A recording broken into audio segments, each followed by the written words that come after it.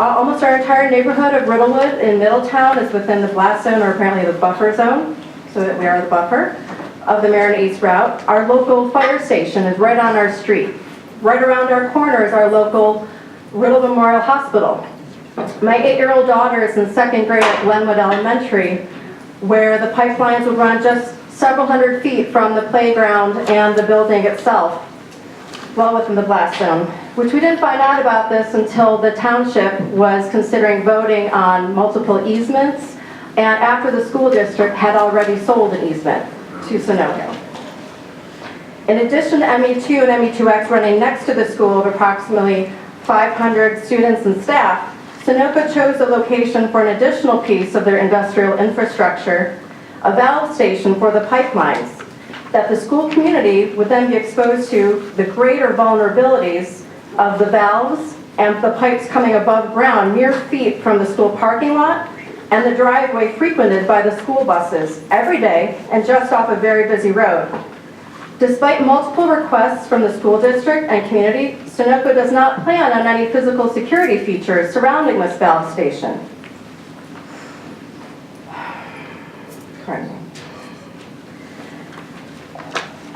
This has all been repeatedly communicated to the governor from residents and Rose Tree Media School District itself, asking for his action. And despite multiple attempts to follow up on the resolution of concern the school district ended up issuing to him, the governor has not answered the school board nor the superintendent.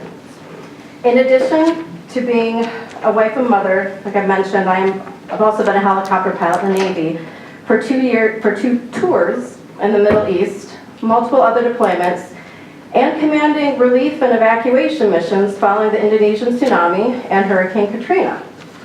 So I'm well versed in risk, certainly haven't been exposed to it plenty myself, and emergency operations and planning, and the chaos, the controlled chaos that can ensue following such emergencies. I am appalled at the risks our communities are being subjected to by this negligent company and permitted by our state. My husband grew up in Delaware County and his parents still live here, so when we both finished our time in the Navy, we decided to start and raise our family here.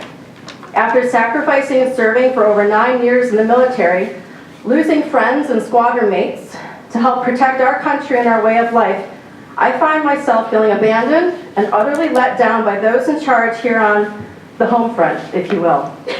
That is those running our state and municipalities. We foolishly thought that while we were overseas protecting our country, when our commitment to doing so was over, we would be able to return, having confidence in those who had the watch here at home. I'm disgusted by what I've discovered to be the actual way of life here in Pennsylvania, where private citizens and our most basic rights, for which I and countless others have served, have been dismissed and disregarded for private companies' profits and their promises of economic benefits to the community, touting and heralding in our area, turning the Marcus Hook area into an energy hub. Ooh, yay. Our community in Middletown has been torn up and torn apart over this, especially with the way they frame this as an economic benefit to the community, completely disregarding our private rights as citizens and our safety. Despite the extreme emotions this leads to, I've strived to take a professional and reasonable, fact-based approach to this in communicating with the governor and other officials. I come from a conservative background. I'm a lifelong Republican, and Middletown is certainly a majority Republican region. But we talk about this not being a matter of partisan politics. And despite my attempts to be reasonable and practical in my approach in communicating with those in our government over this, it has driven me to step forward to do the right thing, to truly serve my community once again, because of the void left by Governor Wolf and the rest in our government. We're so utterly let down by the lack of elected leaders truly stepping up, and I am confident, especially after nights like tonight, that if Governor Wolf and other elected officials don't step up with us, we are leaving them behind.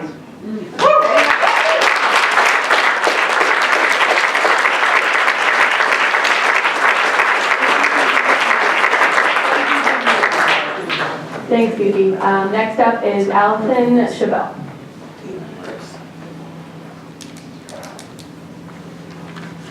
My name is Allison Chabot, and I live in Middletown Township in Delaware County. I'm here to share my family's experience with the Mariner East project. After a year of fighting with Sunoco, with Middletown Township, the DEP, Governor Wolf, etc., to no avail, we were one of the first families to move away from the ME2 construction. Until September of last year, our family lived in the heart of the blast zone of the Mariner East 2 pipeline. Had we stayed in that home, my second grader, who was a classmate with Bibiana's daughter last year, he would have been living in the potential blast zone 24 hours a day between his time at home and school, while my sixth grader would have been safer during the day, but still at risk at home and in our neighborhood. Both children were absolutely terrified about the safety drill that was done last year at Glenwood Elementary, had stomach aches, and didn't want to return to school the next day. Our first exposure to the Mariner East project was seeing our neighbors interact with Sunoco some years ago now. They were bullied, misled, and picked off one at a time, manipulated into selling easements on their property. We lived directly next door to, so the curtain was outside my kitchen window, but we were not offered an easement. I'm glad I didn't have to make that decision. One of my neighbors was told something along the lines of, "You'll never even know we're here." You've heard it. At the time, I didn't know what to think, and my husband and I just hoped for the best. However, as the Mariner East plans became more public, we became increasingly concerned. The facts came spilling out faster than we could metabolize at times. Now, of course, we are painfully aware of the dangers involved with this foolish pipeline. We can all recite them now. About the heavier than air, invisible, odorless, and highly flammable gas cloud that would escape if it leaks. About the jaw-dropping worst in the industry leak record of Sunoco, now ETP. About the plan to evacuate our children and our elderly by foot, upwind, day or night, snow or sun, young or old, able-bodied or not. And then, of course, there's the senseless and greedy plan to export the contents of these pipelines across the Atlantic to produce single-use plastics. It's enough to make you sick. And if you live on top of it, as many of you do, it's enough to make you toss and turn at night and become uncharacteristically frantic and irritable with your loved ones. It began to dawn on me that we could really be in trouble. One day in blind desperation and mother's intuition, it occurred to me that we have to leave. Because of financial pressures and a recently closed family business, we were not in a position to sell our home. And of course, who would buy it with their neighbor's yard gashed open and deafening sounds from jamming into pipe that got stuck for weeks? You heard that sound, right? When they get it stuck and can't move it. After countless discussions, and it was apparent the pipe was coming through, we left our home. It's currently in foreclosure. Our new rental home is quiet. Instead of looking out my kitchen window straight into a massive construction site, I gaze out my window now to see trees as far as the eye can see. My body has stopped vibrating with anger and fear every day. I know what those of you are going through who live in those construction zones. But I've got to be honest, it's not the same. We moved our son to a new school. It was harder than I thought it would be. I try to remain upbeat, but my kids talk about missing their old home, their old neighbors, their old school. My heart was broken at Christmas time. My son saw his old principal at an old school event. And I said, "Oh, you got to see Mr. Bucci. Did he see you?" My son is 7, skinny, big blue eyes. He said, "Mom, he didn't even know I was there." That was his old hero. That was his sister's principal. So we all miss the old school and the old house, the old neighborhood and friends. It's tough on a marriage and it's tough on a family to move under these circumstances. You all know it because you're facing similar decisions. In some ways, it was easier for us to leave the way we did, not having to meet the family that's taking our place in the blast zone, and not having to look them in the eye. As hard as it is to leave, it is much harder to stay. As so many of you know, it's traumatizing to live under those conditions. You can never escape it. I have been involved in the fight against ME2 for well over a year. The adrenaline, the anger, the fear, the late night strategizing, the long drives to Harrisburg, the PowerPoint presentations, and on, the emotional, mental, and physical toll was heavy.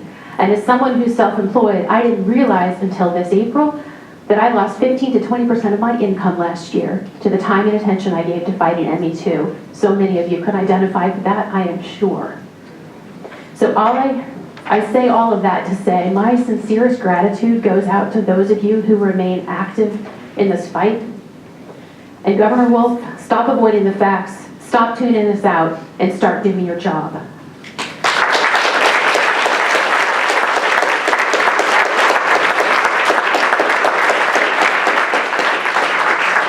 Thank you, Allison. Ethan Buckner is up next.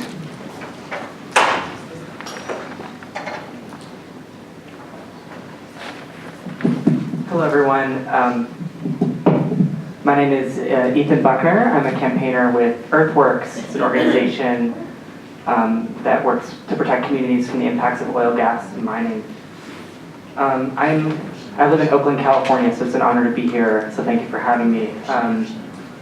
And thank you all for sharing your stories, for your courage, and for asserting your right to say no to Mariner East. I don't believe there are any responsible operators in an industry whose business is in pollution, but I have yet to come across a more aggressive, violent, or egregious operator as Energy Transfer Partners, the parent company of Sunoco.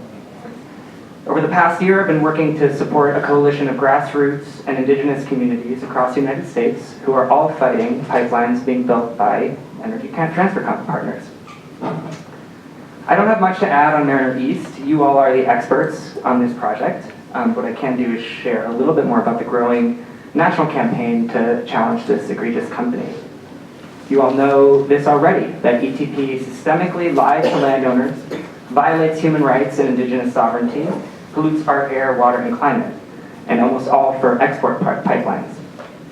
ETP's pipeline projects are a tremendous scam, distorting laws meant to serve the public good to steal land and build projects for private profit. Just a few days ago, Greenpeace and Water Keeper Alliance released a report showing that ETP was responsible for a hazardous material spill once every 11 days over the past decade. I have copies of that if anyone wants a copy. And this is only based on documentation from the Federal Pipeline Hazardous Materials Safety Administration. And so we know that's a conservative estimate.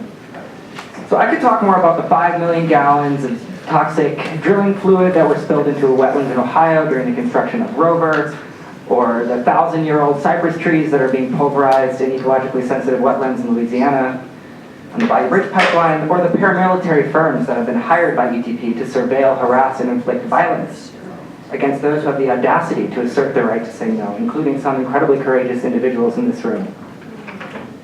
But I do want to talk about, and the message I want to leave you here with, is that you're not alone. Wherever ETP is trying to bulldoze, there are courageous communities just like you standing in their way. From Black and Indigenous mothers leading an inspiring fight to stop the Bayou Bridge pipeline in Louisiana, to homeowners and working families monitoring construction of the Rover pipeline in Ohio and Michigan as their unpaid night jobs, to the lawyers, tribal leaders, landowners still fighting the Dakota Access Pipeline. Opposition to Energy Transfer Partners is strong and growing stronger.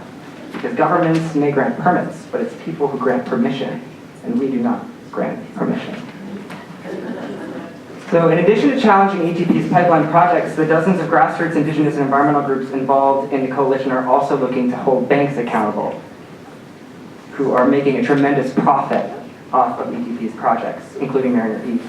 I just arriving today from the U.S. Bank shareholder meeting, where leaders from the front lines of ETP's fights from across the country directly confronted CEO Andrew Ciceri, who at last year's meeting promised that U.S. Bank would stop financing the construction of oil and gas pipelines. Since, in the past year since he's made that statement, U.S. Bank has pumped more than $2 billion in financing for oil and gas pipeline companies, including at least $400 million for Energy Transfer Partners. So we're going to continue to call out the banks that are as complicit as the decision makers in approving these permits. Invite you, if you're interested in learning more about the broader effort to challenge Energy Transfer Partners, visit stopetp.org, say hello after the hearing. So thank you all again for being here, for doing everything that you do to build power in your communities and defend what you love. Thank you.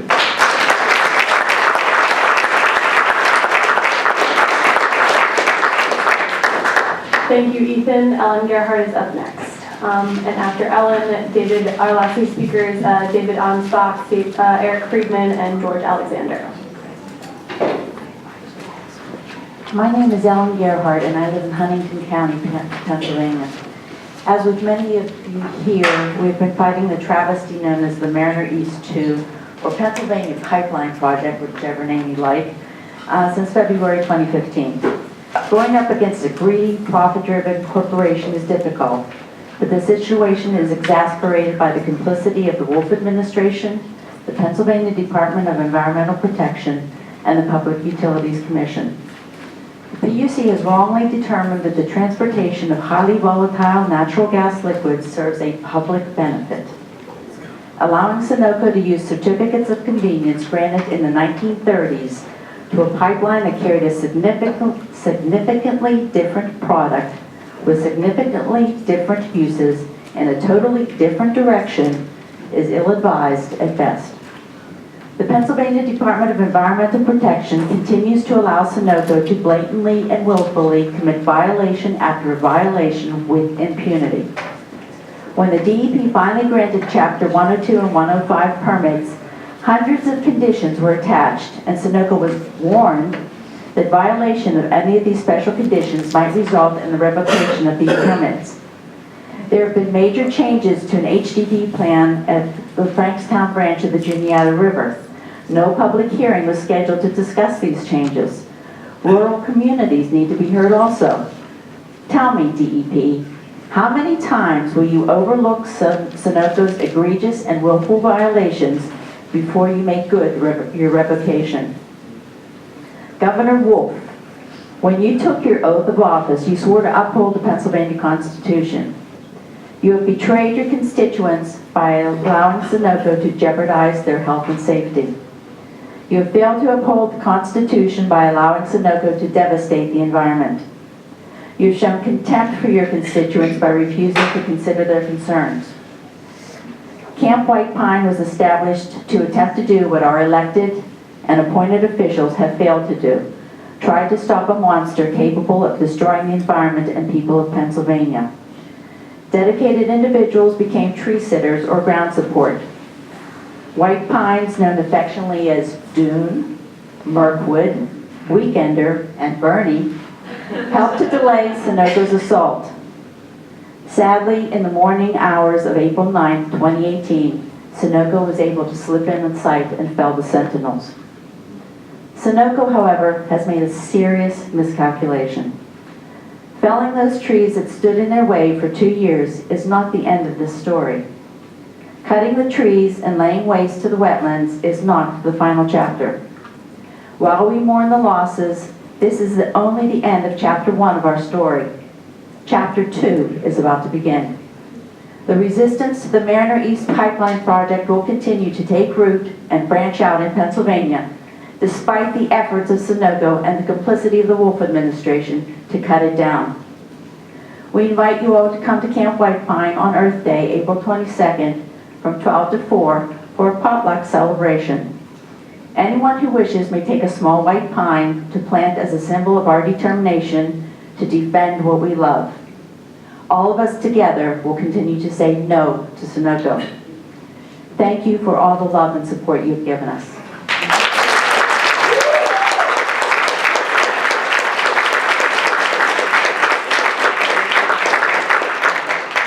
Thank you, Ellen. David Ansbach is up next. Good evening, everyone. My name is David Ansbach, and I'm a resident of Berks County, Carnarvon Township, Morgantown, Pennsylvania. I want to tell you a quick story about a young man and the 2 great wars he's fought in his life. One war has a tyrannical dictator seizing the land, the degradation of the citizens, and the use of domestic terrorism to suppress opposition. It also features a weapon of mass destruction, willful contamination, and the eventual need for an entire nation to intervene on the behalf of the citizen. The other war was fought in the sands of Fallujah, Iraq, while serving the Marine Corps. Ironically, both wars were fought over a pipeline full of product that was of no use to the citizens. Sadly, the first war I mentioned is the one right here in Pennsylvania. It's more commonly known as Mariner East 2 pipeline. We're all here tonight because we have significant concern about the pipeline and its contents. Some of us here are affected by the proximity to our homes, schools, places of work, or places we shop. Some Some of us, like me, are here because we have lost the rights to their own property. I've also lost the right to use my water well, as it has been contaminated to the point I excreted blood into the toilet for 2 months before I found the cause. A horizontal directional drill sits 324 feet from my well, a distance that was confirmed to cause contamination for Aqua America's public well near the Swedesford Road HDD crossing. But because I don't have the money to fight, it doesn't cause contamination at my house. This is the same testing that had been provided by Sunoco that I was learned from reading the local newspaper. A requirement, but only if the resident asked for it. If it had not been for the newspaper, I'm confident that I wouldn't know about the water testing. Once I requested the water testing, the results were not returned to me for 45 days. The test for fecal coliform and E. coli takes 24 hours. The testing firm reported it in 24 hours, but Sunoco waited an additional 44 days to tell me that it was polluted. 44 days of consumption could have spelled death for my family, but I'm sure that's built into the cost of doing business for Sunoco. 44 days they used to get their story straight. 44 days that they failed to report under Special Condition 20B that there was contamination event to begin with. 44 days to explain that the acceptable drinking water standard for fecal coliform is 0 or non-detect. But the level in my well was 726. The E. coli was 727, and the total coliform was 2,420. Reports written after the fact indicated that Sunoco and the DEP found that a field mouse could cause the same levels of contamination. All I can say is that is one enormous field mouse. As I learned more about the pipeline contamination to my well, I learned more about the project. I became more aware of natural gas liquids, ethane, propane, pentane, butane, and their explosive tendencies. That wasn't in the right-of-way agreement. Nor was the PUC status that Sunoco used for eminent domain to export products to foreign nations. I don't believe that's supported by PUC status either. Nor was the use of the temporary workspace leased for equipment. That equipment is the horizontal directional drill that caused the contamination to my well, as it has for many other locations. I also learned about the notices of violation, the willful breaking of the law, and the continued environmental damages. The uses of unapproved drilling methods, which were only discovered after a spill, and even then were forced to be reported. Where is the Department of Environmental Protection and Governor Wolf? Are they busy sewing on their Sunoco sponsor patches? What sort of violation is necessary before we call a halt to this line and actually get a risk assessment? Where is the oversight to protect our environment and our communities? Today and almost every day, the drill rattles my windows, drowning out my life. 12 to 14 hours a day, most often 7 days a week. The lies have continued over and over. The trespassing outside the right-of-way, the denial of my constitutional rights to clean water, the destruction of my land, the pollution of the environment. You may say, you signed the right-of-way, and you're right. But I was told, you'll never even know we're here. It's just another lie these domestic terrorists are telling us. It's time to stand up and put a stop to this pipe. And if the regulatory agencies will not, the people will. And I will stand right alongside them.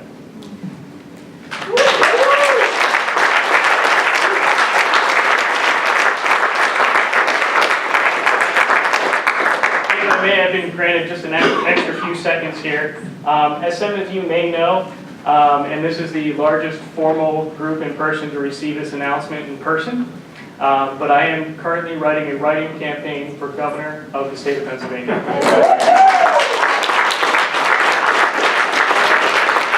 It's a write-in campaign mostly because, honestly, after the fact, we kind of PK spurned me into this idea.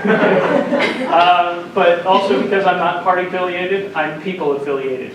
I have no sponsors, no backers other than the people I meet. Now, it's a wild concept, and no candidate has ever been written in at this level. But if I'm not successful this year, I vow to stretch my wings to every corner of Pennsylvania talking to common people about common problems. And you will see me on the ballot in 4 years, and we the people again will have a voice. I welcome you to let me earn your vote by finding me on Facebook. My footprint is currently small, but it is powerful. I welcome you to have open and honest dialogue. And if you have a gag order and you can't speak, make your vote be heard.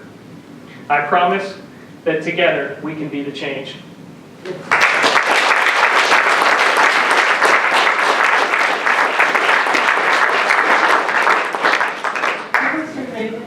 David Anspach. Spell it so we can. Anspach. And you'll know me on the Facebook page as it is a picture of a Marine in full uniform.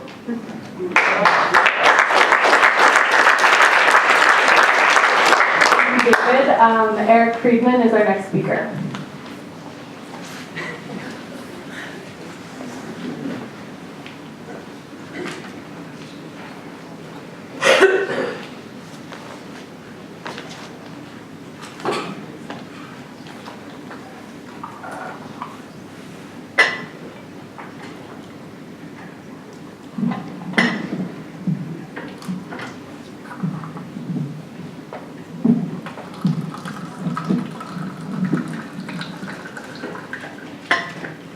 Good evening, and may it please this honorable panel. Thank you to the event organizers for holding this hearing tonight to evaluate the specifications lodged by the people against Governor Tom Wolf. Thank you to the elected officials and candidates that I see here tonight. Hello, Tiger Swan, Sunoco's quasi-military enforcers, which have been conducting psychological warfare operations in our neighborhoods. I know you're watching also. The charges on which I hope you'll reach a verdict of guilty tonight. Governor Wolf's failure to uphold his solemn oath of office, acting to put the interests of foreign corporation Sunoco ahead of the interests of the residents of Pennsylvania, and failing to assess the emerging risks of NGL pipelines next to elementary schools, senior living facilities, and through residential subdivisions. My name is Eric Friedman. I'm a Delaware County landowner and the current president of the Andover Homeowners Association. But my most important role in life is to be the best dad I can to my 8-year-old son, whose elementary school in the Westchester area school district is just one of many placed at risk by Sunoco's recklessly proposed export project. Look, in its reckless rush to ram hazardous, highly volatile liquids pipelines through the heart of densely populated southeast Pennsylvania, Sunoco has waged a campaign of disinformation targeting both elected officials and the public. One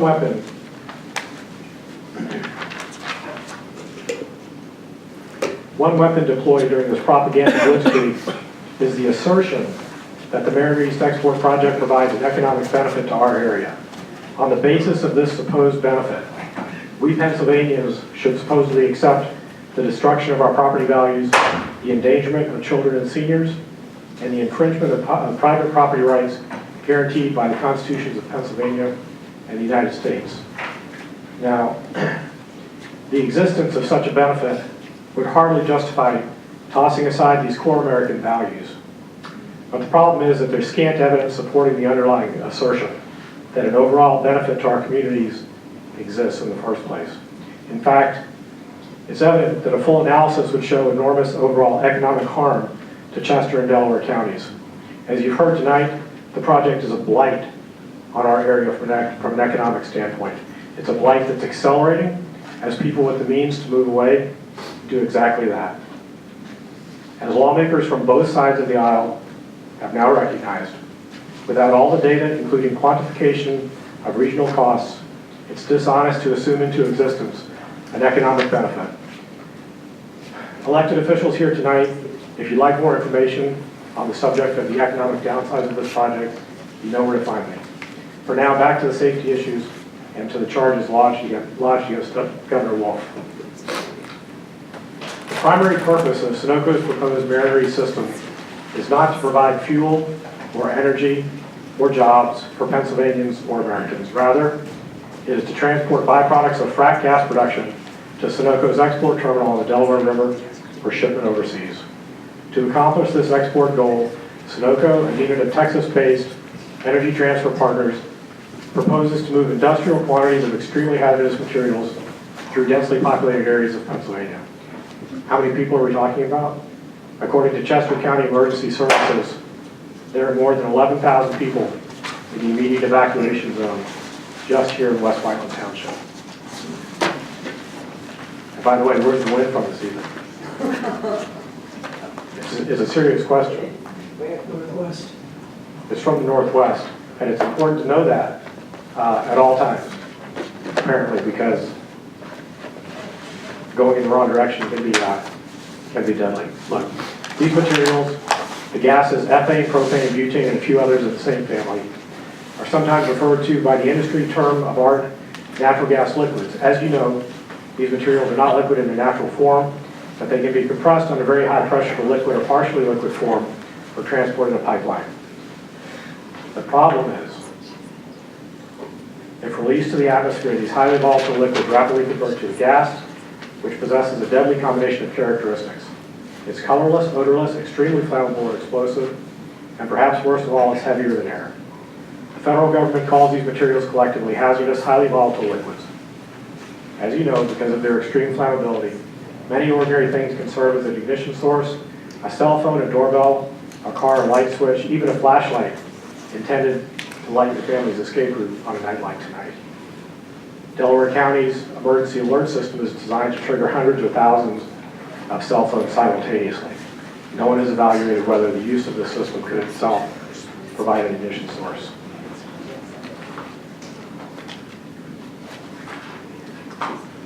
So let me describe one accident involving these materials. In 1992, an uncontrolled release of ethane and propane from a storage facility near Brenham, Texas, formed a large, heavier-than-air vapor cloud. A little after 6 o'clock in the morning, hazardous gas detectors at the facility activated. Nearby residents, hearing the sound of the escaping gas, but lacking any credible self-evacuation plan or notification system, began doing something that seemed reasonable. They started calling 911.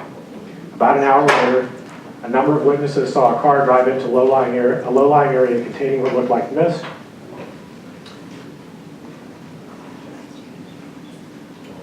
While a fire department dispatcher was attempting to return a call to a woozy-sounding caller, the caller was apparently in the process of becoming incapacitated by the vapors. Fire department dispatcher was attempting to return a call, and during the call, there was a tremendous boom, and the phone lines went dead. A lab technician who was about 3 hours from the station when the gas cloud exploded reported a series of explosions that sounded like thunder. The surface blast demolished all buildings at the station where the leak occurred and caused varying degrees of damage to every home within a 3 square mile area. The multiple explosions within the vapor cloud rattled the windows of homes more than 130 miles away. Of course, the car that drove into the low-lying area had served as the ignition source. It contained 3 occupants, 2 adult women and a child. All were seriously burned, and the 2 adults died within a week of the accident. An additional 21 people were treated for blunt force trauma, lacerations, and burn injuries. And this accident occurred in a sparsely populated area. In this accident, as in other NGL accidents, and as is the case today along the route of this proposed pipeline, there is no credible notification system and there is no credible self-evacuation plan. In the event of a leak of these materials, the public itself is its own first responders. It's not my purpose to create unreasonable fear. After all, Sunoco hasn't had a full pipeline rupture in Pennsylvania since October 2016.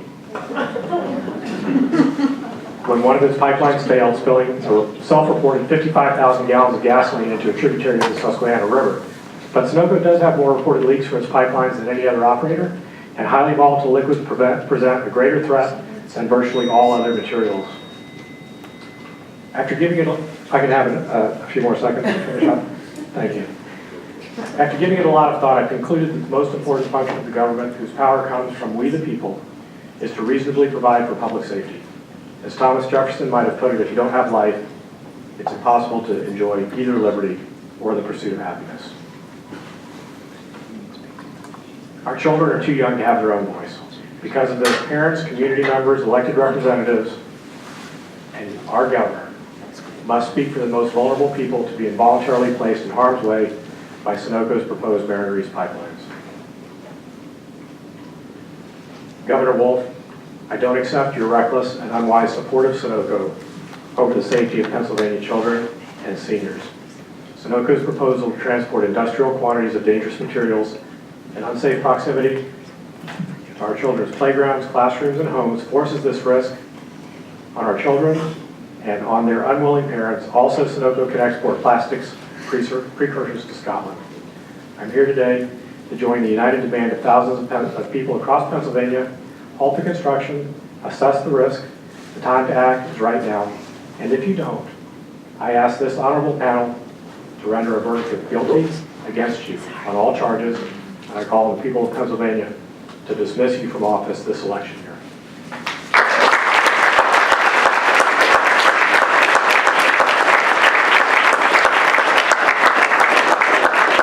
Thank you, Eric. We will now have our last speaker, George Alexander, speak, and then closing remarks will be made by Amy Ari.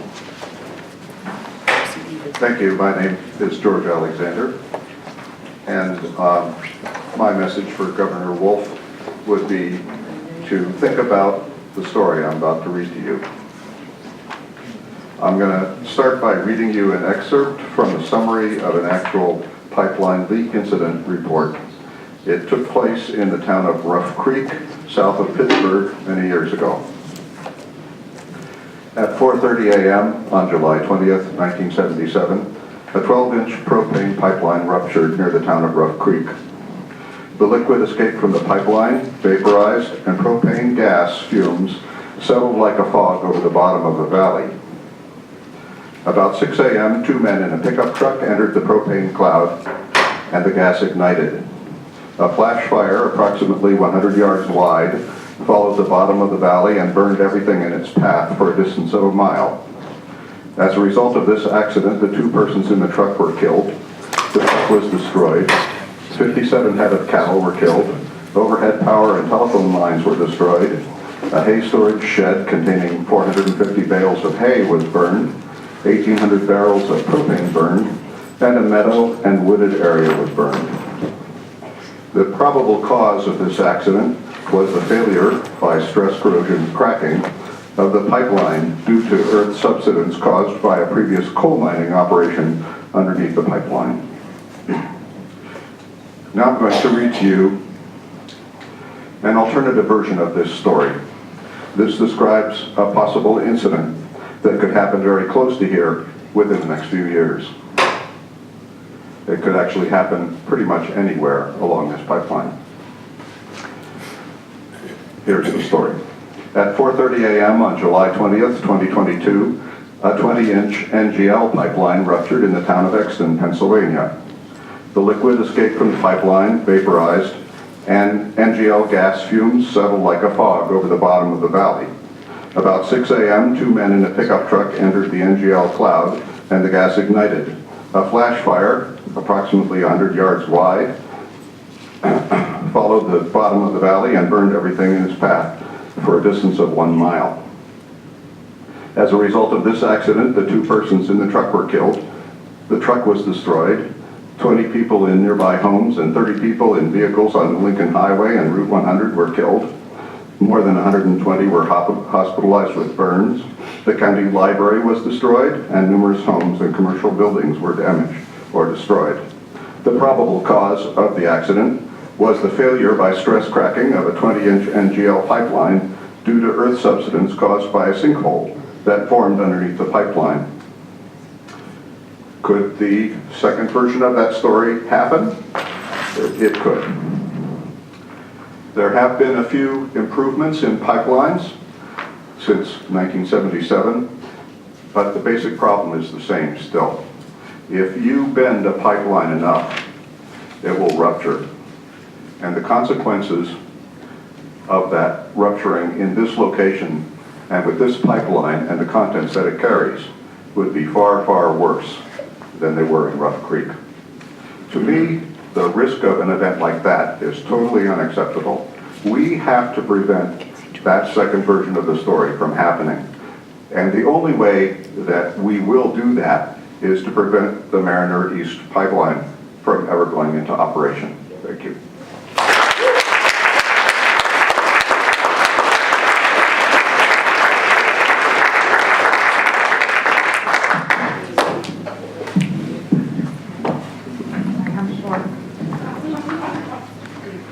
to thank our honorable panel of judges, and I want to express my deepest gratitude to everyone who's come tonight to hear the testimony of impacted residents, and especially to those of you who shared your stories this evening. Thank you. Sunoco's application to the DEP states in attachment 15 of many that this project will pose no impacts to our communities, and therefore no further study of potential risks is warranted. It is clear from the stories we have heard tonight, as well as the stories we know from our neighbors and friends, that the impacts have already been great, and construction is not even complete. We need to keep telling our stories to each other. This is the fuel we need to keep fighting for our safety, for the safety of our communities, and for our constitutional rights to private property and clean water. This is a hard fight. As some of the speakers mentioned, the sacrifice is great. We've given up hobbies and vacations and Little League games and sleep. We've lost a lot of sleep. But that is the effort it takes to write this story. And that is what we are doing together. This is not the story of an out-of-state, Texas-based fossil fuel corporation that wreaks havoc on our land, havoc on our communities, punctures aquifers, contaminates our wells, causes sinkholes in backyards, steals private property, puts our children and families at risk without any resistance. This is a story of a community that rises up, of communities across the state that rise up and join together to stand for private property and public safety and clean water. This is a story about a pipeline that changes a state. This pipeline will be the catalyst for pointing our state in a new direction, because our communities will not stand to be sacrificed for the private profits of the fossil fuel industry. Where our leaders have failed us, we will step in and take our safety in our own hands. We will assess the risk through the Citizens Risk Assessment. Please support the risk assessment if you haven't already. If you're an individual or a township, you haven't contributed yet, please do so. We will monitor drilling sites and watchdog Sunoco. We will ensure that they are held accountable. Please come to the hearing in Exton on April 30th regarding the major modification plan for the Exton Library. We will use nonviolent direct action to stand for our rights. Please join the Meadowbrook Defense Association rally on May 6th from 1 to 3 at the corner of Route 100 and Swedesford Road. And please save the date for June 2nd for another rally location to be announced. And we will render our judgment on Governor Wolf. We will determine if he is in violation of his responsibility to protect the health, safety, and welfare of Pennsylvanians. And we will hold the governor to account. He will hear our voices now, or he will hear them in November. This pipeline is not a done deal. We have a saying, death by 1,000 cuts, and that is how we approach Mariner East. Advocacy, legal action, facts, studies, community outreach, peaceful protests, nonviolent direct action, swords in hand. But they also say the pen is mightier than the sword. So please pick up your pen and help us write this story's ending. Spoiler alert, we win. Thank you.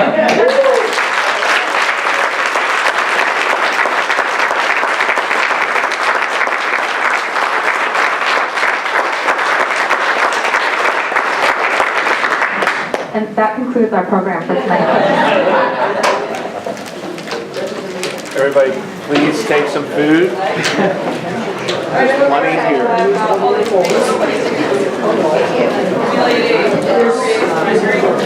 Oh yeah.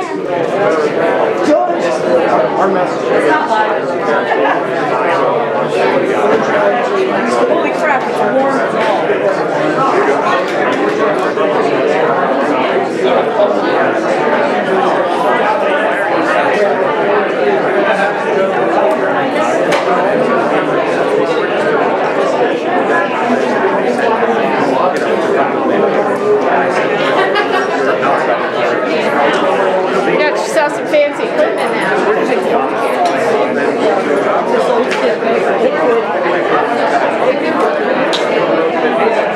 And I said,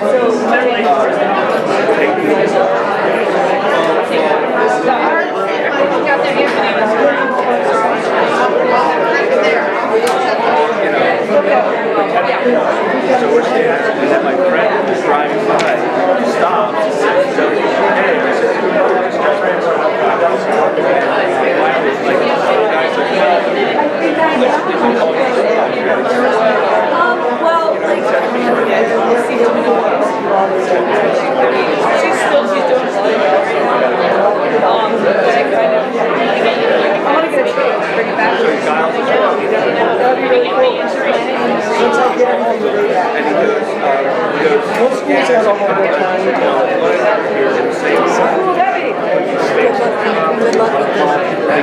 Yes, end of school, yes. I am looking forward to like the 15th, that's my last final. So. and I just took a step inside, and my yard sign was said 20 people on the phone. I'm like, that's a thank you. You guys are helping. $9.97. We need 3 more. She was like, oh, it's PK. I said, oh, you guys are responsible. I gotta get more out. I go down my dog. Like, you're not gonna have it. So they sent out. I don't like the energy. And I just said, here's the deal, guys.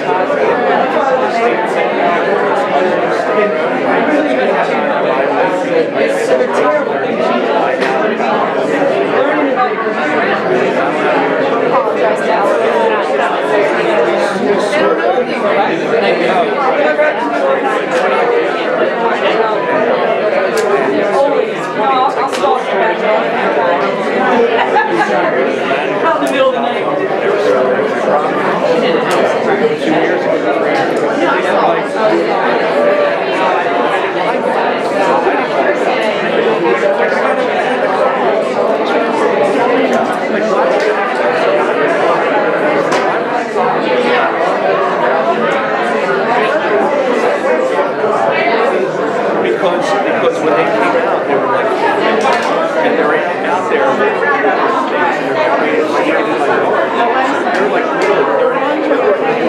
and the guy's got